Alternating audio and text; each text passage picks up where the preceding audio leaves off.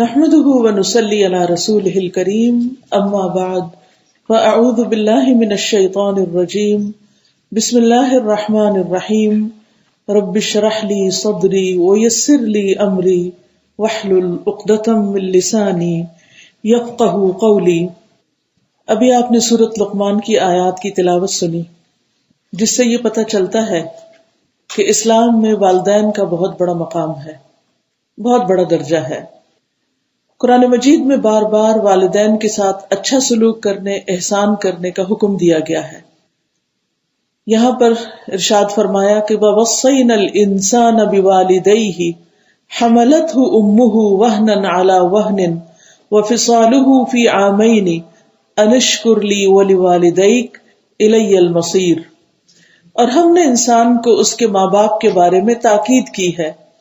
اس کی ماں نے کمزوری پر کمزوری کی حالت میں اسے اٹھائے رکھا، اور اس کا دودھ چھڑانا 2 سال میں ہے کہ میرا شکر کرو اور اپنے ماں باپ کا میری ہی طرف لوٹ کر آنا ہے۔ تو اس آیت سے بھی پتہ چلتا ہے کہ ہمیں والدین کا شکر ادا کرنے کی ضرورت ہے، ان کے شکر گزار ہونے کی ضرورت ہے کہ انہوں نے ہمیں پیدا کیا اور پھر پالا پوسا، تربیت کی، اور آج ہم جس بھی مقام پر ہیں، جو کچھ بھی کر رہے ہیں، اس میں ان کا ایک بہت بڑا حصہ ہے۔ اس آیت میں خاص طور پر والدہ کا ذکر کیا گیا ہے، حملتہ امہ وہنا علی وہن، کہ اس کی ماں نے اسے کمزوری پر کمزوری کی حالت میں اٹھائے رکھا، یعنی پیٹ میں اٹھایا، اور اس کے بعد اس کو جنم دیا، پھر اس کو دودھ پلایا، اس کے ساتھ مشقتیں سہی۔ لیکن حقیقت یہ ہے کہ والدین کا مقام اسی وقت صحیح معنوں میں سامنے آتا ہے جب وہ پیدا کرنے کے علاوہ اچھی تربیت کی بھی ذمہ داری نبھائے، اور اس تربیت کے عمل میں ماں کا کردار باپ سے زیادہ اہم ہے۔ اسی لیے ہم دیکھتے ہیں کہ مختلف انبیاء کی زندگیوں میں بھی ان کی ماؤں نے اہم کردار ادا کیا۔ ہمارے سامنے اسماعیل علیہ السلام کی مثال ہے۔ اسماعیل علیہ السلام کی والدہ کون تھی؟ نام آتا ہے آپ کو؟ سب جانتے ہیں، کون نہیں جانتا ان کو؟ جو اللہ کے گھر کو جانتا ہے، جو صفا مروہ کو جانتا ہے، جو زمزم کو جانتا ہے، وہ حضرت ہاجرہ کو لازماً جانتا ہے۔ وہ کون تھی؟ وہ ایک عظیم ماں تھی، جنہوں نے اپنے بچے کی ایسی تربیت کی کہ جس کی بنا پر ان کے بچے نے اپنے والد کے سامنے اس وقت سر جھکا دیا جب والد نے کہا کہ اللہ تعالیٰ نے مجھے حکم دیا ہے کہ میں تجھے ذبح کروں۔ تو انہوں نے کیا کہا؟ یا ابت افعل ما تؤمر، اے ابا جان، آپ کو جو حکم ملا ہے کر گزریے، میں اس کے لیے حاضر ہوں۔ اور پھر خانہ کعبہ کی تعمیر میں بھی اس پرمشقت کام میں، جبکہ ان کے ساتھ کوئی تیسرا شخص نہیں تھا، اس تعمیر میں بھی مسلسل وہ اپنے والد کے ساتھ رہے۔ لیکن آپ جانتے ہیں کہ ابراہیم علیہ السلام مستقل طور پر مکہ میں نہیں رہا کرتے تھے۔ اسماعیل علیہ السلام کی ساری تربیت ان کی والدہ نے کی تھی، اور اس وقت وہ بالکل تنہا تھیں۔ نہ صرف یہ کہ تنہا تھیں، بلکہ اس کے ساتھ ساتھ ان کے پاس زندگی گزارنے کے کوئی بہت بڑے وسائل بھی نہیں تھے۔ ایک ایسی جگہ پر تھی، ایک ایسی وادی میں تھی جہاں کی زمین کچھ اگاتی بھی نہیں تھی، اور جہاں پینے کے لیے پانی تک نہیں تھا۔ لیکن کس طرح انہوں نے ان ساری مشقتوں کو سہ کر اللہ کی رضا پہ راضی ہو کر، شکر گزار ہو کر، احسن طریقے سے اپنے بچے کی تربیت کی۔ جب ابراہیم علیہ السلام ان کو وہاں چھوڑ کر جا رہے تھے تنہا بچے کے ساتھ، جو کبھی صرف دودھ پیتا بچہ تھا، تو اس پر انہوں نے اپنے شوہر سے کہا کہ آپ ہمیں یہاں کیوں چھوڑ کر جا رہے ہیں؟ جب ابراہیم علیہ السلام نے اس بات کا جواب نہیں دیا تو پھر انہوں نے کہا کہ اللہ امرک بہذا، کیا اللہ نے آپ کو اس بات کا حکم دیا ہے؟ تو ابراہیم علیہ السلام نے سر ہلا دیا کہ ہاں۔ تو کہنے لگی اذهب فلن يضيعنا اللہ، اب آپ چلے جائیں، اللہ ہمیں ہرگز ضائع نہیں کرے گا۔ آپ نے اللہ کا حکم مانا ہے، اللہ کی خاطر آپ ہمیں یہاں چھوڑ رہے ہیں، اللہ ہمیں کبھی بھی ضائع نہیں کرے گا۔ کس قدر اللہ پر یقین، توکل، ایمان اور بھروسہ تھا کہ جب انسان اللہ کی اطاعت کرتا ہے، اللہ کی فرما برداری کرتا ہے، اللہ کا بندہ بن کے رہتا ہے، تو پھر اللہ سبحانہ وتعالی اس کے سارے امور کا محافظ ہو جاتا ہے، پھر اس کو رہنمائی عطا کرتا ہے، اسے سیدھے راستے پر چلاتا ہے، اس کے دین دنیا کے کام سنوار دیتا ہے۔ اسی لیے جب مائیں اچھی ہوں تو نسلیں بھی اچھی ہوتی ہیں۔ پھر آپ دیکھیے کہ اسماعیل علیہ السلام کی اولاد میں سے رسول اللہ صلی اللہ علیہ وسلم پیدا ہوئے، جس کی دعا ابراہیم علیہ السلام نے کی تھی کہ اللہ ان میں سے ایک نبی اٹھانا جو انہیں تیری کتاب کی تعلیم دے، اس کی تلاوت کرے اور حکمت کی تعلیم دے اور تزکیہ کرے۔ تو اللہ سبحانہ تعالیٰ نے اسی نسل سے، یعنی ہاجرہ علیہ السلام کی نسل سے، ابراہیم علیہ السلام کی نسل سے، اسماعیل علیہ السلام کی نسل سے پھر رسول اللہ صلی اللہ علیہ وسلم کو پیدا کیا، اور آپ نے بجا طور پر فرمایا تھا کہ اللہ تعالیٰ نے مجھے بہترین نسل سے پیدا کیا ہے۔ اسی طرح ہم دیکھتے ہیں کہ یحییٰ علیہ السلام، جن کی اللہ سبحانہ تعالیٰ نے قرآن مجید میں بہت تعریف کی، جن کا نام اللہ تعالیٰ نے خود رکھا، جو زکریا علیہ السلام کی دعا کا نتیجہ تھے، کس طرح ان کے بارے میں قرآن گواہی دیتا ہے کہ وہ اپنے والدین کے بڑے ہی فرما بردار تھے۔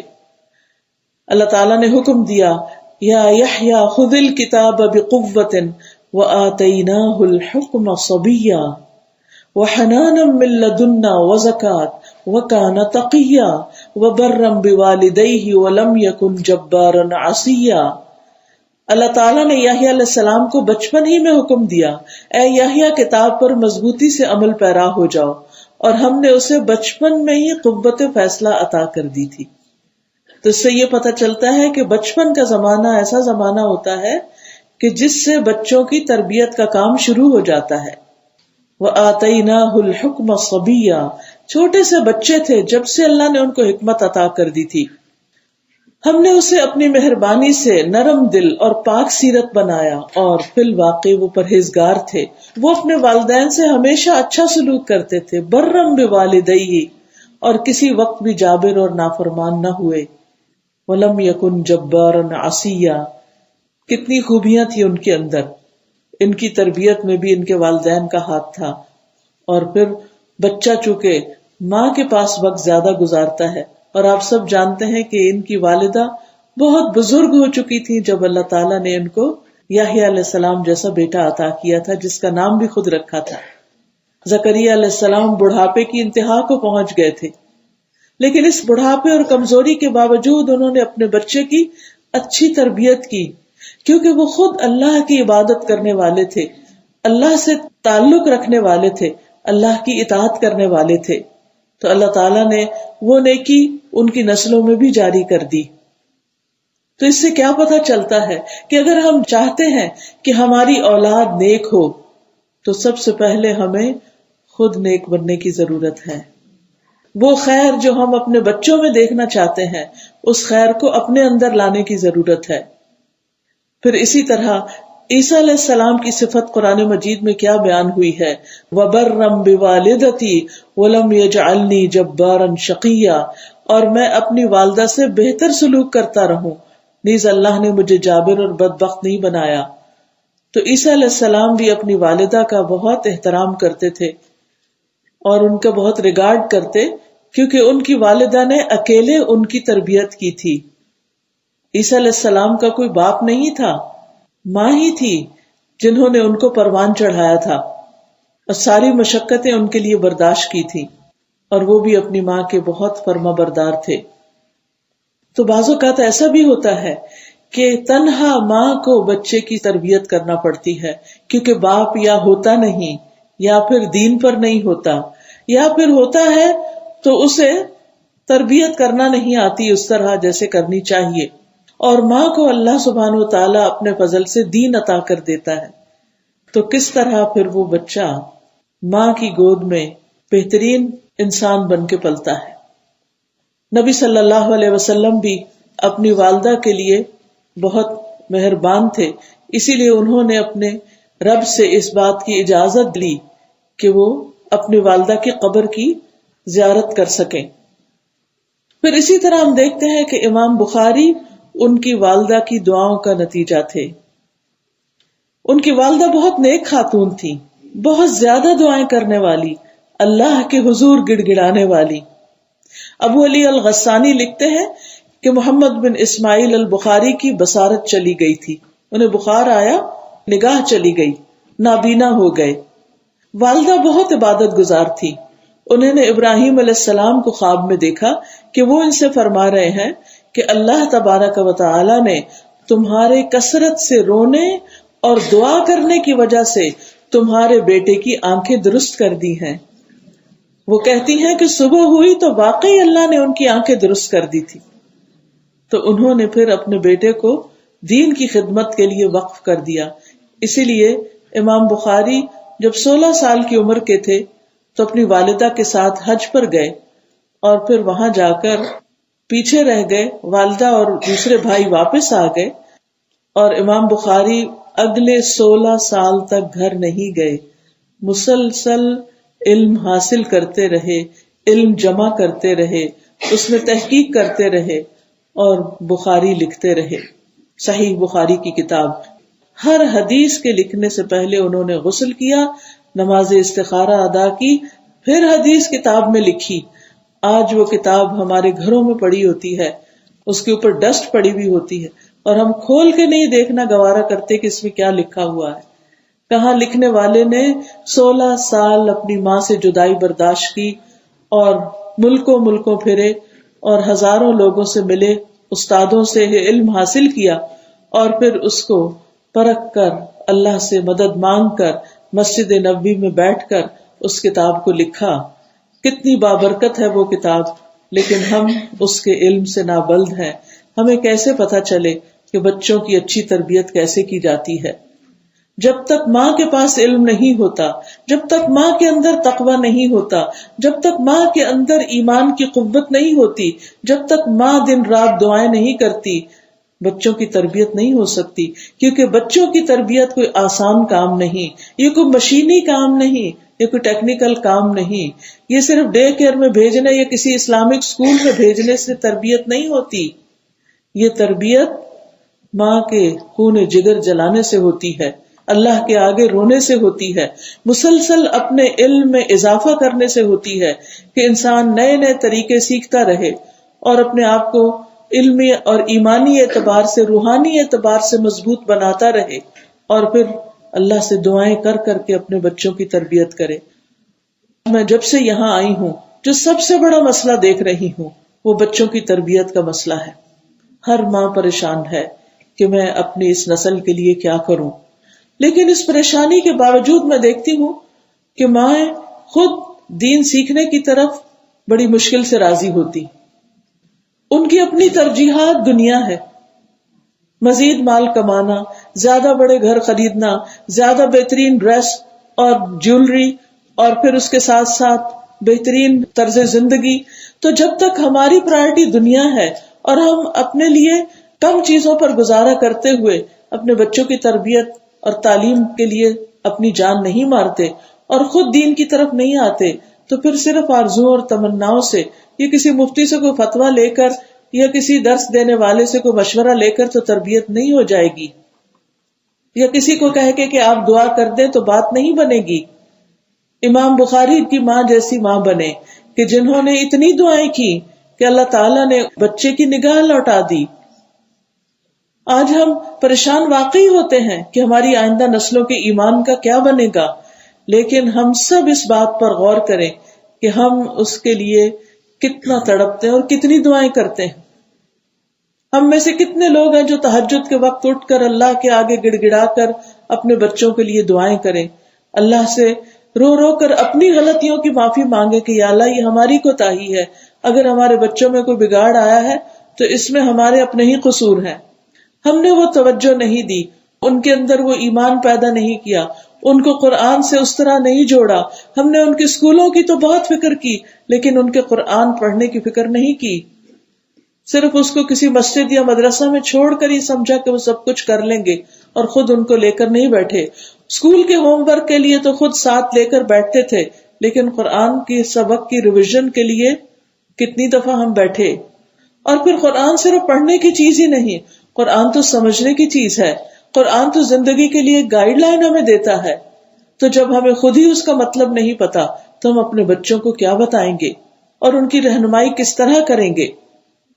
تو آپ دیکھیے کہ امام بخاری کی والدہ نے بلند ہمتی کے ساتھ اپنے بیٹے کی اچھی تربیت کی، اس طرح کہ چھوٹی عمر میں ہی ان کو اسکول میں داخل کرا دیا. 10 سال کی عمر تک وہ مدرسے میں رہے.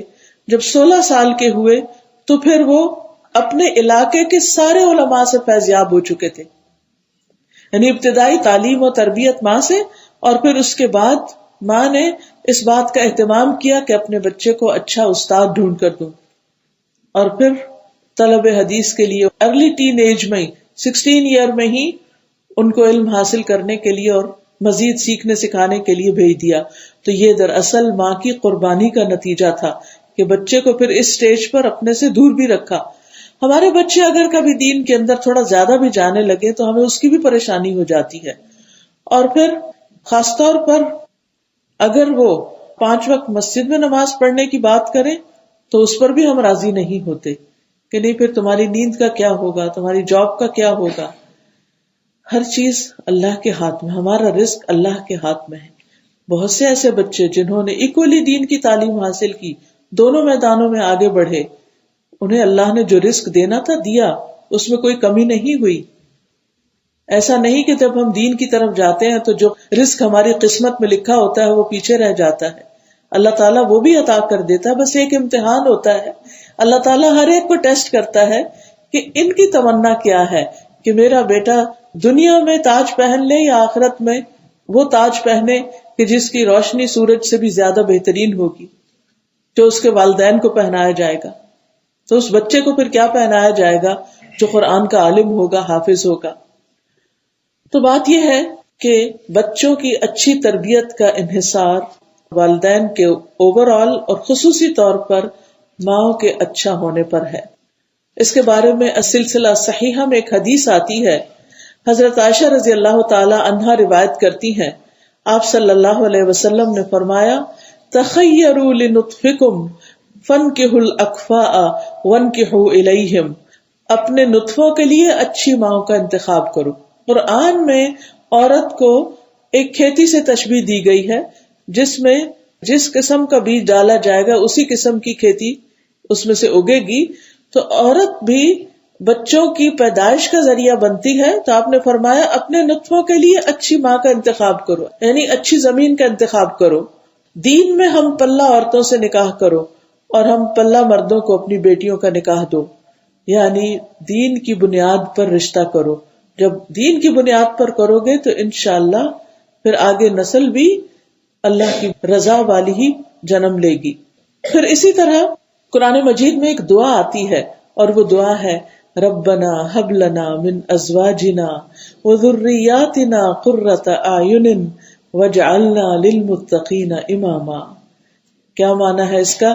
اے ہمارے رب، ہمیں اپنی ازواج یعنی بیویوں اور اولاد کی طرف سے آنکھوں کی ٹھنڈک عطا فرما اور ہمیں متقین کا امام بنا. ابن علان کہتے ہیں کہ اللہ تعالیٰ نے اس دعا کا آغاز ازواج سے کیا ہے، بیوی سے کیا ہے، کیونکہ اس کی اصلاح اور درستگی ہی میں اولاد کی درستگی اور اصلاح ہے. یعنی ربنا ہب لنا من ازواجنا، کہ بیوی اگر صالح ہوگی تو انشاءاللہ اس کی گود سے جو نسل پروان چڑھے گی اس کے اندر بھی وہ نیکی اور خیر اور بھلائی آئے گی. اور ویسے بھی باپ کے مقابلے میں اولاد کی نگرانی کی ذمہ دار ماں ہے. صحیح بخاری میں آتا ہے، عبداللہ بن مسعود سے روایت ہے کہ رسول اللہ صلی اللہ علیہ وسلم نے فرمایا، تم میں سے ہر شخص نگران ہے اور اس سے اس کی رعیت کے بارے میں سوال کیا جائے گا. امام لوگوں پر نگران ہے، اس سے ان کے بارے میں پوچھا جائے گا. آدمی اپنے گھر والوں پر نگران ہے، یعنی اوور آل بیوی پر، بچوں پر، جو بھی کچھ گھر میں ہے اس سے ان کے بارے میں سوال کیا جائے گا. عورت اپنے شوہر کے گھر اور اس کے بچے کی نگران ہے. عورت کس کی؟ شوہر کے گھر اور اس کے بچے کی نگران ہے، اور اس سے ان کے بارے میں سوال کیا جائے گا. تو گویا قیامت کے دن عورتوں سے خاص طور پر بچوں کے بارے میں پوچھا جائے گا کہ انہوں نے بچوں کو کیسی تربیت دی، کیسی تعلیم دی، ان کا کیسے خیال رکھا، ان کے لیے کتنا وقت لگایا اور کیسی کیسی دعائیں دی۔ اسی طرح بچے کو ادب سکھانا، تمیز سکھانا، یہ بھی بنیادی طور پر ماں کی ذمہ داری ہوتی ہے۔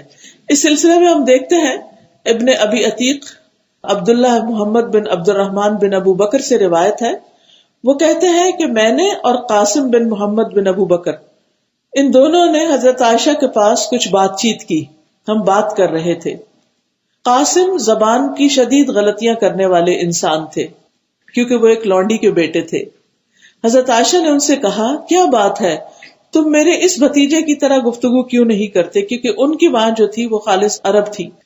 پھر کہنے لگی، ہاں میں جانتی ہوں، تم میں یہ بات کہاں سے آئی ہے کہ تمہاری زبان اس طرح پختہ نہیں۔ اس کو اس کی ماں نے ادب سکھایا ہے اور تمہیں تمہاری ماں نے سکھایا ہے۔ کہتے ہیں اس پر قاسم کچھ ناراض ہو گئے کہ ظاہر ماں کی بات ہو رہی تھی، لیکن حضرت عائشہ رضی اللہ تعالیٰ عنہا نے بڑی ایک حکمت کی بات کی اور دونوں کا فرق بتا دیا کہ ہاں مجھے سمجھ آ گئی یہ بات کہ ایک بچہ کیوں اچھی طرح بات کر رہا اور دوسرا کیوں نہیں کر رہا۔ پھر کہتے ہیں کہ ان کے دل میں کچھ غصہ سا آ گیا اپنی پھپھی کے خلاف، تو انہوں نے جب دیکھا کہ حضرت عائشہ کا دسترخوان آ رہا ہے، یعنی کھانا آ رہا ہے، تو اٹھ کھڑے ہوئے، یعنی ایک طرح سے ناراضگی کا اظہار تھا کہ مجھے یہاں کھانا نہیں کھانا۔ حضرت عائشہ نے پوچھا، کہاں جاتے ہو؟ کہنے لگے، میں نماز پڑھتا ہوں۔ حضرت عائشہ نے کہا، بیٹھ جاؤ۔ انہوں نے کہا، نہیں مجھے نماز پڑھنی ہے۔ حضرت عائشہ نے کہا، دھوکے باز، بیٹھ جاؤ، میں نے رسول اللہ صلی اللہ علیہ وسلم کو فرماتے ہوئے سنا ہے، کھانا سامنے آ جائے تو نماز نہیں، اور نہ وہ شخص جس پر پیشاب پخانے کی ضرورت غالب آ رہی ہو، پہلے وہ اپنے آپ کو وہاں جا کے فارغ کرے اور پھر نماز پڑھے۔ کہنے کا مطلب یہ تھا کہ اصل بات تو یہ کہ تم اس لیے نہیں اٹھ رہے کہ واقعی تمہیں نماز پڑھنی ہے، تم اس لیے اٹھ رہے ہو کہ تمہارے اندر بات کچھ اور ہے، یعنی ناراضگی کی وجہ سے تم کھانا نہیں کھانا چاہتے۔ لیکن انہوں نے ایک صاف بات کر دی، اور اس بات میں ہم سب کے لیے ایک بہت بڑا سبق تھا کہ ماں نے تمہیں سکھایا ہے۔ اور آج بھی آپ دیکھیں کہ یہ بات اکثر ماں کو ہی لوگ بلیم کرتے ہیں جب بچے کو گڑبڑ کرتے ہیں۔ اس میں کافی حد تک سچائی بھی ہے، اور بعض اوقات ماں بیچاری پوری کوشش بھی کر لیتی ہے، اس کے باوجود بھی بچے کیونکہ باہر زیادہ رہتے ہیں تو باہر کا ماحول زیادہ قبول کر لیتے ہیں، اس کے اثرات زیادہ لے جاتے ہیں، کیونکہ ماؤں کے پاس تھوڑے وقت کے لیے ہوتے ہیں، اس لیے کہ ماں کو جاب کرنی ہوتی ہے یا کچھ اور کام کاج کرنے ہوتے ہیں، تو وہ اپنے یا تو گھر کے کاموں میں بہت پرفیکشن چاہتی ہے، اس میں مصروف رہتی، یعنی کچھ عورتیں جاب کے لیے نہیں نکلتی، ہوتی گھر میں ہی ہے، لیکن انہیں اپنے گھروں سے اتنی محبت ہوتی ہے کہ وہ محبت بچوں پہ بھی غالب آ جاتی، اور ہر وقت وہ گھر چمکانے کے شوق میں ہوتی، ہر چیز پرفیکٹ ہو، اور اس میں کیا نگلیکٹ ہو جاتا ہے، بچے نگلیکٹ ہو جاتے ہیں، ان کو کارٹون لگا دیے جاتے ہیں، ان کے ہاتھ میں فون پکڑا دیا جاتا ہے، کچھ اور گیجٹس دے دیے جاتے ہیں کہ یہ اس میں مصروف رہیں اور ہم اپنے کام کریں، لہٰذا بچوں کا وقت نکل جاتا ہے، نہ ان کے ساتھ بیٹھ کے پڑھنے کا وقت ہے، نہ ان کے ساتھ بات کرنے کا، نہ ان کے ساتھ بیٹھ کے کھانا کھانے کا، نہ ان کے ساتھ کوئی وقت گزارنے کا، لہٰذا وہ ماؤں سے کم تربیت لیتے ہیں، ٹی وی سے زیادہ تربیت لیتے ہیں، یا اور جس بھی گیجٹ کے ساتھ وہ دل لگائے ہوئے ہیں اس سے وہ بہت کچھ سیکھ رہے ہوتے ہیں۔ نتیجہ کیا ہوتا ہے کہ وہ جو ماں کے اندر ایک اسلامی اثرات تھے وہ بچے میں ٹرانسفر نہیں ہوتے، کیونکہ وقت کم گزرا ہے ماں کے ساتھ۔ تو اس میں آپ دیکھیے کہ خصوصاً جب بچے چھوٹے ہوں تو اس وقت ماں کو اپنا پروفیشن اور اپنے دوسرے کام کم کر کے، چھوڑ کر، محدود کر کے، لمیٹڈ کر کے، مختصر کر کے اپنے بچوں کو زیادہ وقت دینے کی ضرورت ہے۔ جب وہ وقت گزر جائے، بچے بڑے ہو جائیں، تھوڑے انڈیپینڈنٹ ہو جائیں، اسکول جانے لگے، تو جتنی دیر بچے مصروف ہیں ماں بھی اپنی کوئی اور مصروفیت اختیار کر سکتی، لیکن جب بچے گھر پر ہوں تو پھر ضرورت اس بات کی ہے کہ ماں بھی ان کے ساتھ وقت گزارے اور ان کو اچھا ادب، اچھے اخلاق سکھائے۔ پھر اسی طرح یہ ہے کہ بچے کی تربیت کا آغاز ماں کے پیٹ سے ہوتا ہے۔ ایک ماں نے کسی عالم سے پوچھا کہ میں اپنے بچے کی تربیت کرنا چاہتی ہوں، انہوں نے اس کی عمر پوچھی، تو جب ماں نے بتائی تو کہا کہ تربیت کا وقت تو گزر چکا ہے، تربیت تو پیدائش سے پہلے شروع ہو جاتی ہے، اور وہ کیسے کہ جب شادی ہوتی ہے تو اس وقت انسان دیکھتا ہے کہ شادی کس سے کر رہا ہوں، کیا یہ شخص دین میں مددگار ہوگا، کیونکہ بعض اوقات صرف وقتی جذبات یا محبت کی وجہ سے شادیاں کر لی جاتی ہیں، اس میں نہ دین دیکھتے ہیں، نہ اخلاق دیکھتے ہیں، نہ ہی کسی اور چیز کا پاس رکھتے ہیں، اور صرف اس بنا پر کہ وقتی طور پر کوئی اٹیچمنٹ ہوگی کسی لڑکے لڑکی کی، اور اب وہ ماں باپ کو پریشرائز کر کے، خاندان کو پریشرائز کر کے بس شادی کرنے کی کرتے ہیں. تو ایسی صورت میں پھر نقصان کیا ہوتا ہے کہ وہ وقت تو گزر جاتا ہے، ہنی مون پیریڈ تو بہت جلد گزر جاتا ہے، اور پھر جب بچے پیدا ہونے لگتے ہیں تو اصل آزمائش شروع ہوتی ہے. ذمہ داری دین کے اعتبار سے بھی اور دنیا کے اعتبار سے بھی. اگر ہسبینڈ وائف کے درمیان کمپیٹیبلٹی نہیں، دو خاندانوں کے بیچ میں کمپیٹیبلٹی نہیں، تو نتیجہ کیا ہوتا ہے کہ بچے ماں باپ سے کچھ اور سیکھتے ہیں، نانا نانی سے کچھ اور سیکھتے ہیں، دادا دادی سے کچھ اور سیکھتے ہیں، اور پھر کنفیوز پرسنالٹیز بنتے ہیں.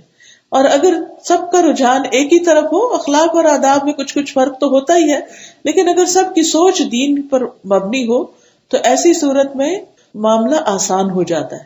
بعض اوقات لوگ فتویٰ پوچھ رہے ہوتے ہیں، ہم کیا فلاں سے شادی کر سکتے ہیں، فلاں سے کر سکتے ہیں؟ ہاں، لیگلی ہو سکتا ہے کہ آپ کر ہی سکتے ہو، اور کوئی مفتی آپ کو فتویٰ دے دے کہ جی بالکل جائز ہے، آپ کا نکاح درست ہے. لیکن اس کے باوجود انسان کو سوچنا چاہیے کہ جس شخص سے شادی کی جا رہی ہے اس کے ساتھ نباہ کیسے ہوگا، کیونکہ افسوس کے ساتھ کہنا پڑتا ہے کہ وقت گزرنے کے ساتھ ساتھ طلاق ریٹ بھی بہت بڑھتا چلا جا رہا ہے. ادھر گھر بنتے نہیں، ادھر ٹوٹنے کی خبریں آتی ہیں. بعض اوقات ابھی بچے نہیں ہوتے، اور بعض اوقات کئی بچوں کے باوجود گھر ٹوٹ جاتے ہیں، جس کا نقصان کیا ہوتا ہے کہ یا اکیلی ماں یا اکیلا باپ یا دونوں مل کے وقت ڈیوائڈ کر کے بچوں کو دے رہے ہوتے ہیں، ٹائم اور تربیت اور نصیحتیں اور اپنی اپنی باتیں، اس میں بھی بچوں کے اوپر ایک قیامت گزر جاتی ہے. اسی لیے آپ دیکھیں کہ یتیم بچوں کے بارے میں کتنا اسلام نے توجہ دلائی کہ کس طرح ان کا خیال رکھا جائے، کس طرح ان کی تربیت کی جائے، اور اس گھرانے کو بہترین گھرانہ قرار دیا گیا جس میں کوئی یتیم پلے، صرف اسی وجہ سے کہ جس بچے کا باپ نہیں ہے، جس کا اپنا گھر نہیں، وہ بچہ محبت اور ہمدردی کا مستحق ہے. تو اسی طرح بعض اوقات جیسے ماں کا ایک بچہ ہوا، طلاق ہوئی، اس نے دوسری جگہ شادی کی، پچھلا بچہ ساتھ چلا گیا. اب ہوتا کیا ہے کہ وہ جو دوسرا باپ ہے وہ اس بچے کو اس طرح تو اپنا بچہ سمجھ کے نہیں پالتا، محبت نہیں دیتا. تو بعض اوقات یہ بچہ ایک احساس کمتری کا شکار ہو جاتا ہے، ایک پریشر کا شکار ہو جاتا ہے، اور باپ تو اس کا ہے ہی نہیں. ایک باپ چھوڑ گیا، اس کے لیے ویسے ہی نفرت. جو اب باپ ہے ستیلا باپ، وہ چونکہ پیار نہیں کرتا، اس کو وہ اپنا ہی نہیں سمجھتا، اس سے الگ نفرت، اور ماں سے الگ نفرت کہ اس نے یہ سب کچھ کیا کیوں. اب آپ دیکھیے کہ جو بچہ اتنی نفرتیں لے کے پلتا ہے، پھر بڑے ہو کر وہ کرتا کیا ہے؟ وہ محبت نہیں دیتا، اس کے دل میں کسی کی بھی قدر نہیں رہتی. تو اس لیے آپ دیکھیے کہ ابتدا سے ہی انسان کو سوچ سمجھ کے فیصلے کرنے چاہیے. باقی قسمت جو ہے پھر انسان اپنی طرف سے کوشش پوری کرے، اس کے بعد پھر جو بھی اللہ چاہے ہوگا. اصل میں ہم سے تو ہماری کوشش دیکھی جائے گی کہ ہم نے کیا کیا. پھر اس کے بعد آپ دیکھیے کہ شادی کے بعد پھر جب بچوں کی پیدائش کا مرحلہ آئے تو اسی وقت ہسبینڈ وائف آپس میں ایک موافقت کے ساتھ چلیں، اور پھر یہ دیکھیں کہ ہم اپنے بچوں کو دین کی، دنیا کی تعلیم کیسے دیں گے. یعنی جو ہی کنسیو کریں بچے کو ماں، تو ساتھ ہی اس کی پلاننگ شروع کر دینی چاہیے. اور اس میں ماں کو اب اپنی عبادت میں، ذکر میں، تعلیم حاصل کرنے میں مزید توجہ دینی چاہیے. ان سب کا ڈوز انکریز کر لینا چاہیے، کیونکہ اب اس پر ایک اور ذمہ داری آ رہی ہے، اور اس کا تقاضا یہ ہے کہ وہ اب اسٹرانگ ہو جائے، کیونکہ اب اس کے ہاتھوں ایک نسل پلنے والی ہے، اس کی تربیت ہونے والی ہے. تو وہ اپنے اوپر اب ورک کرنا شروع کرے. جب ایک عورت پریگننٹ ہوتی ہے تو اس کو مخصوص قسم کی غذا دی جاتی ہے، اس کے آرام کا، اس کی صحت کا خیال رکھا جاتا ہے، یا ایٹ لیسٹ مشورے دیے جاتے ہیں کہ ایسا ہونا چاہیے. اور اسی طرح جب جسمانی ضروریات کا خیال رکھا جاتا ہے تو اس ماں کی یا بننے والی ماں کی روحانی ضروریات کا بھی برابر میں خیال رکھا جانا چاہیے. اور پھر مسلسل دعا کہ اللہ ہمیں نیک اولاد دینا. رب ہب لی من لدنک ذریۃ طیبۃ، اے اللہ اپنے پاس سے نیک اور طیب اولاد عطا کر، اچھی اولاد عطا کر. اور پھر آپ دیکھیے کہ حضرت مریم کی والدہ جو تھی، انہوں نے کس طرح دعا مانگی. اذ قالت امرأة عمران رب انی نذرت لک ما فی بطنی محررا فتقبل منی انک انت السمیع العلیم. جب عمران کی بیوی نے دعا کی اے میرے رب میں نے منت مانی کہ جو میرے پیٹ میں ہے میں اسے تیرے لیے وقف کرتی. آپ دیکھیے کہ ابھی بچہ پیدا نہیں ہوا اس وقت سے انہوں نے سوچ لیا کہ میں اپنے اس بچے کو دین کے لیے وقف کروں گی, اللہ کی خاطر, اللہ کے راستے میں اپنے بچے کو دوں گی. ٹھیک ہے ہر ماں ایسے نہیں کر سکتی, لیکن کچھ مائیں تو ایسی ہونی چاہیے نا کہ جو اپنے بچوں کے لیے واقعی امانت اور ایمانداری کے ساتھ یہ سوچے کہ میں اپنے بچے کو اللہ کے لیے وقف کروں گی. تو انہوں نے کہا تو میری اس منت کو قبول فرما, بے شک تو ہر ایک کی سننے والا جاننے والا ہے. اور پھر آپ دیکھیے کہ اس کے لیے انہوں نے کس کس چیز کا اہتمام کیا. کہتی ہیں وَإِنِّي أُعِيذُهَا بِكَ وَذُرِّيَّتَهَا مِنَ الشَّيْطَانِ الرَّجِيمِ, بے شک میں اس کو اور اس کی اولاد کو شیطان مردود سے تیری پناہ میں دیتی ہوں. یعنی اللہ تو اس بچے کو شیطان سے بچانا, نہ صرف یہ کہ اس بچے کو, اس بچے کے بھی نسلوں کو شیطان سے بچا دے. یعنی وہ عورت کتنی ویژنری ہے کہ وہ اپنے لیے نہیں اس بچے کے لیے سوچ رہی ہے, اس بچے کے بچوں کے لیے آگے سوچ رہی ہے کہ اللہ ان سب کو ایمان دینا, شیطان سے بچانا. کیونکہ شیطان سب سے بڑا دشمن ہے, وہ تو اس طاق میں ہوتا ہے کہ کوئی انسان پیدا ہو اور وہ اس کو اپنا بنا لے.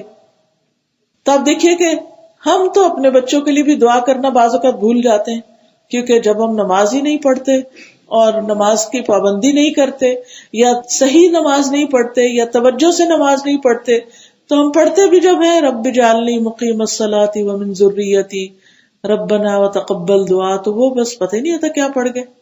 پڑھ کے جب سلام پھیرتے ہیں پھر یاد آتا ہے اچھا کتنی دفعہ ہم نے سوچ کے یہ دعا پڑھی. اور جو مائیں نماز ہی کی پابندی نہ کریں وہ پھر اس کے بعد کون سی دعا مانگے گی. کیونکہ انسان جب یہ چاہتا ہے کہ اس کی دعا قبول ہو تو اس کے لیے ضروری ہے کہ وہ اللہ کو راضی بھی کرے, وہ نیک اعمال کرے تاکہ اس کی سنی جائے. پھر اسی طرح آپ دیکھیے کہ پھر ان کا اچھا نام بھی رکھتی ہیں. جب وہ پیدا ہو گئی تو کہتی ہیں وَإِنِّي سَمَّيْتُهَا مریم, میں نے اس بچی کا نام مریم رکھا ہے. مریم کا معنی ہوتا ہے عبادت گزار, خدمت گزار, یعنی اللہ کی عبادت کرے گی اور بندوں کی خدمت. اور پھر ہر ماں کا یہ فرض بنتا ہے کہ بچے کو اچھا نام دے, میننگ فل نام دے, تاکہ جب اس کو اس نام سے پکارا جائے تو بچہ خوش ہو, بچے کے اوپر اس کے اچھے اثرات ہوں.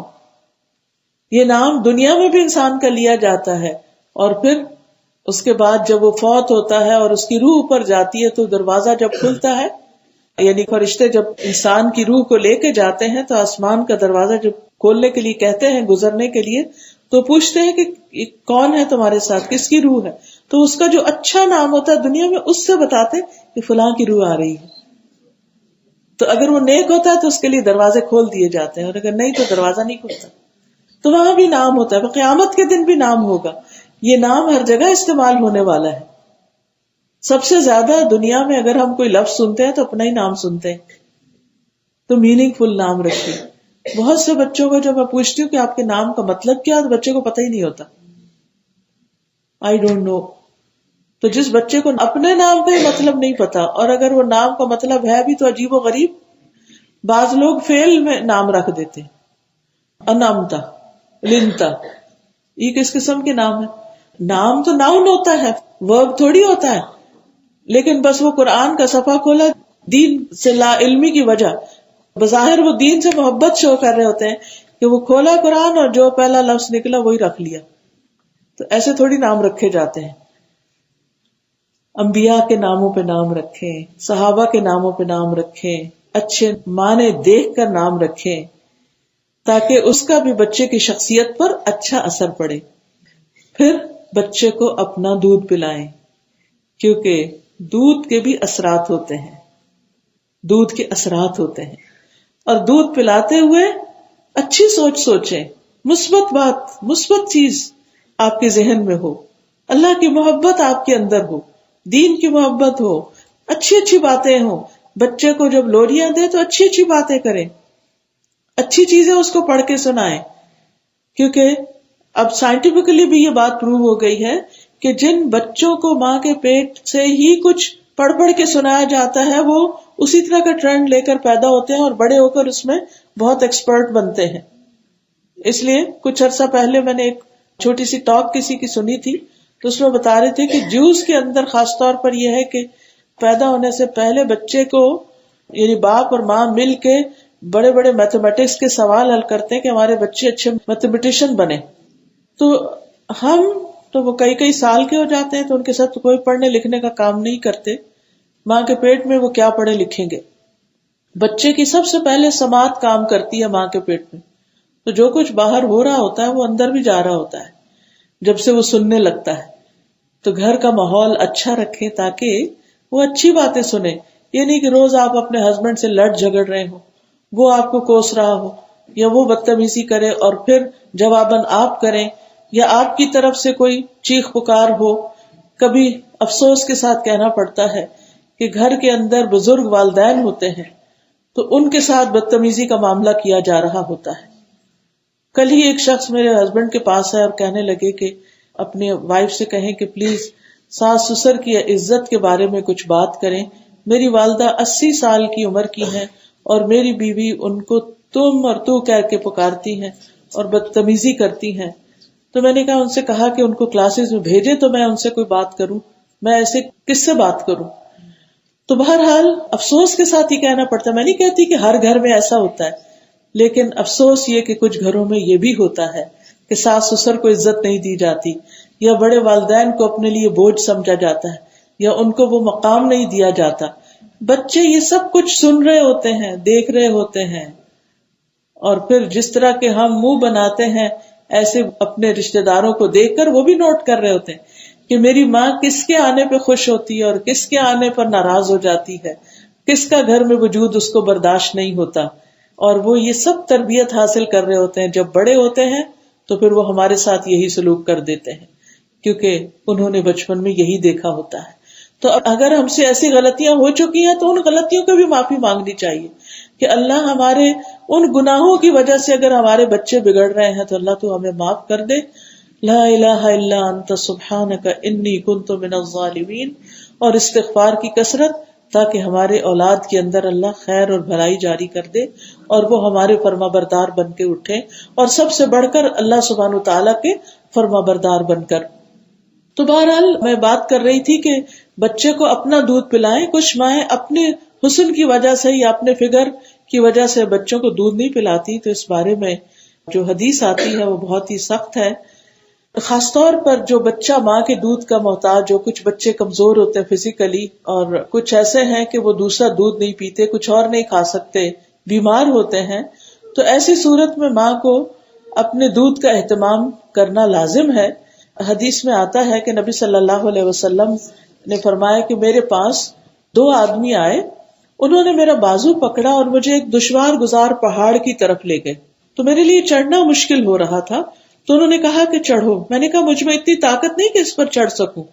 تو انہوں نے کہا ہم تمہارے لیے آسانی کرتے نہیں, ہم تمہیں پکڑ کر اوپر لے جاتے ہیں. تو میں نے چڑھنا شروع کر دیا.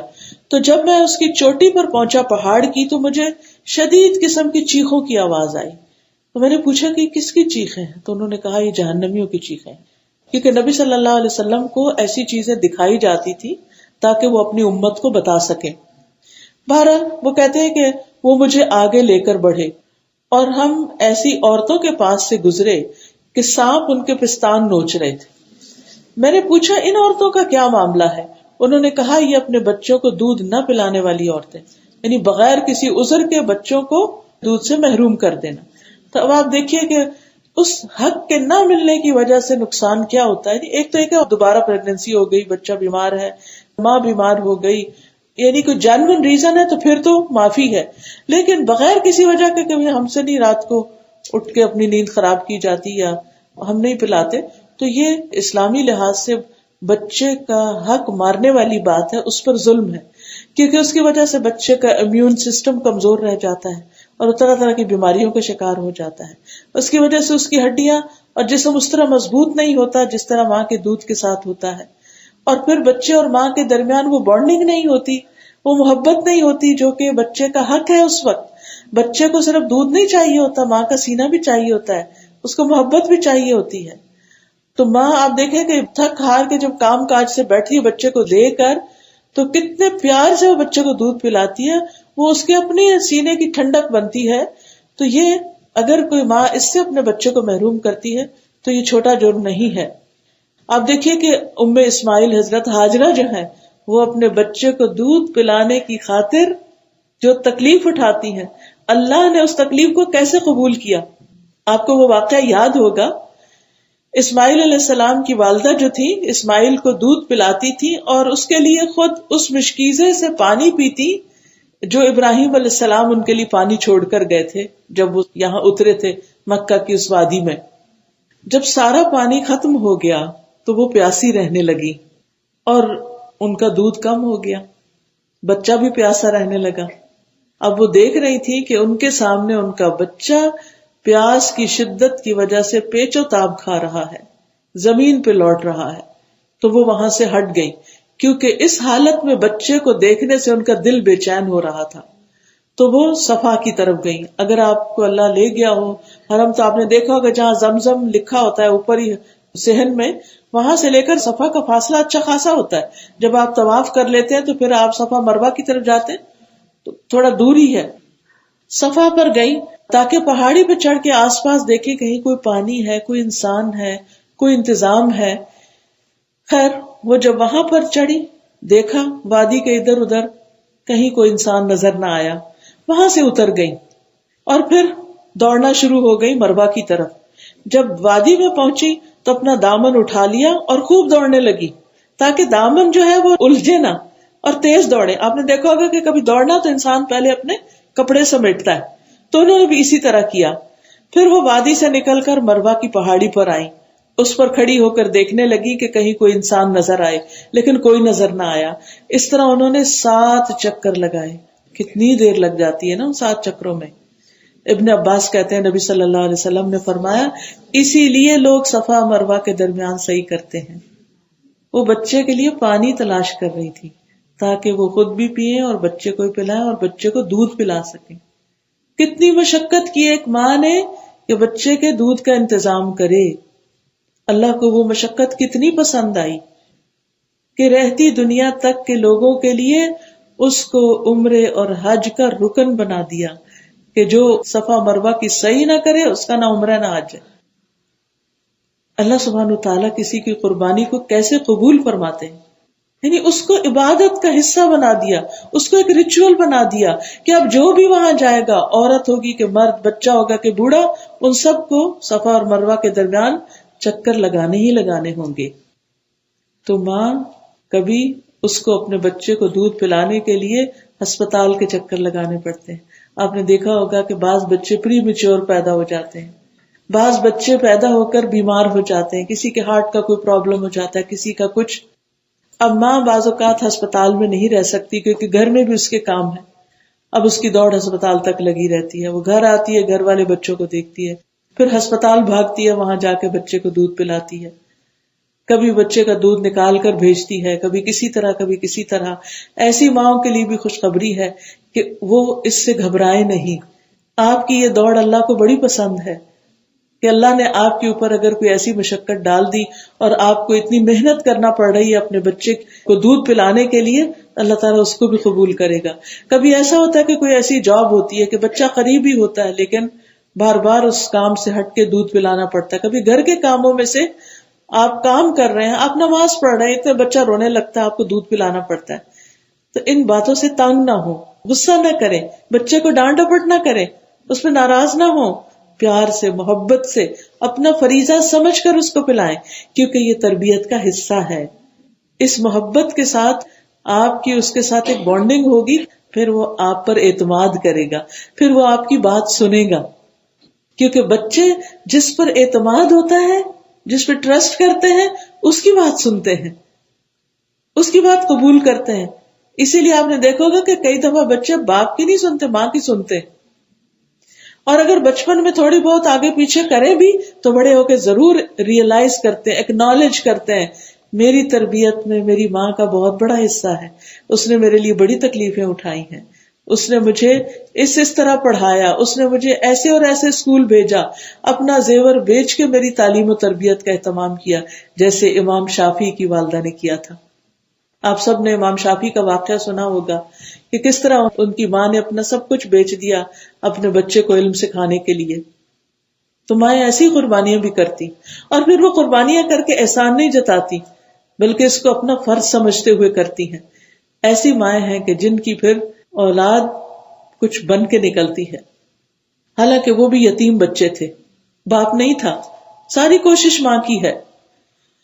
تو پھر اس کے بعد آپ دیکھیں کہ حضرت ہاجرہ کی ہم بات کر رہے تھے کہ کس طرح حضرت ہاجرہ کو اللہ سبحانہ وتعالیٰ نے پانی عطا کر دیا، زمزم کا کنواں دیا، کیونکہ ابھی وہ وادی میں چکر لگا رہی تھی، اور پھر جب مروہ پہ چڑھی تو انہیں کچھ آواز سی سنائی دی، تو انہوں نے کہا کہ اگر تم کوئی ہو جو میری مدد کر سکتے ہو تو کر دو، لیکن کیا دیکھتی ہے کہ دور وہیں ایک فرشتہ موجود ہے۔ فرشتے نے اپنی ایڑی سے زمین میں گڑھا کر دیا اور یہاں سے وہ پانی ابل آیا، اور حضرت ہاجرہ نے اسے حوض کی شکل میں بنا دیا اور اپنے ہاتھ سے اس طرح کر دیا کہ پانی باہر نہ نکل جائے، اور چلو سے اپنے مشکیزے میں بھرنے لگ گئی۔ جب بھر چکی تو وہاں سے چشمہ ابل پڑا۔ ابن عباس کہتے ہیں کہ نبی صلی اللہ علیہ وسلم نے فرمایا اللہ اسماعیل پر رحم کرے، اگر زمزم کو انہوں نے یوں ہی چھوڑ دیا ہوتا، یعنی اس کے ارد گرد حوض نہ بنایا ہوتا یا چلو سے مشکیزہ نہ بھرا ہوتا تو زمزم بہتے چشمے کی شکل میں ہوتا۔ پھر بہرحال حضرت ہاجرہ نے خود بھی پانی پیا اور بچے کو بھی پلایا۔